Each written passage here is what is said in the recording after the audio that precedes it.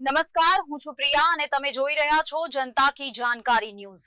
નજર કરીએ આજના સમાચાર ઉપર। સુગીર સોમનાથ જિલ્લાના સૂત્રાપાડાના વતની સમાજને હંમેશા સમર્પિત સેવા આપી અને સંપૂર્ણપણે સારી વિચારધારા ફેલાવવાનું કામ કર્યું છે। એવા રામજીભાઈ બેચરભાઈ ચાવડા આજથી આશરે 17 વર્ષ પહેલા આપણી વચ્ચેથી વિદાય લઈ ગયા છે, પરંતુ આ પરિવારમાં હાલને તબક્કે પણ એમના સંસ્કારોનું સિંચન છે। એવા એમના પૌત્ર સુરેશભાઈ ચાવડા સાહિત્ય ક્ષેત્રે પોતે દિવ્યાંગ હોવા છતાં પણ કલાપ્રેમી અને સાહિત્યપ્રેમી છે।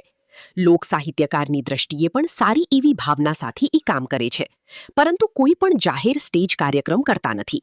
પરંતુ દરેક સમાજ પાસે એમની આશા છે કે સ્ટેજ કાર્યક્રમમાં આવી અને લોકોમાં જે જૂની સાહિત્યની કળા છે એ પીરસી શકી એમ છે। હાલની તકે તેમની મુલાકાત મારા ગીર સોમનાથ જિલ્લાના પત્રકાર શ્રી ભીમજીભાઈ બજગોતર દ્વારા લીધેલ અને એમની કલાને આગળ વધે એવી લોકોને અપીલ કરેલ। અહેવાલ ભીમજીભાઈ ભજગોતર, ગીર સોમનાથ।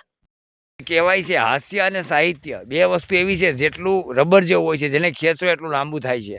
તો તમે આ ક્ષેત્રની અંદર કેટલા તમે ભજન સંગ્રહ દ્વારા કામ કરવાનું છે કે સાહિત્ય ક્ષેત્ર એટલે એમાં જે દોહા છે, શાયરી છે, એવું ઘણું બધું આવે છે। સાહિત્યમાં સાહિત્ય એટલે એક જે જૂનું છે, જૂનું સાહિત્ય એટલે બહાર સાહિત્ય લેવામાં છે, સંત સતી સુરા જે કંઈ આપણા બહારવટિયા છે, જે કંઈ પણ પ્રેમ ગાથા લખાણી છે સૌરાષ્ટ્રની જૂની, રસધારામાં જોવા સૌરાષ્ટ્રની મળે। રસધારમાં, એ બધીનું મેં સંપૂર્ણપણે વાંચન કરેલું છે।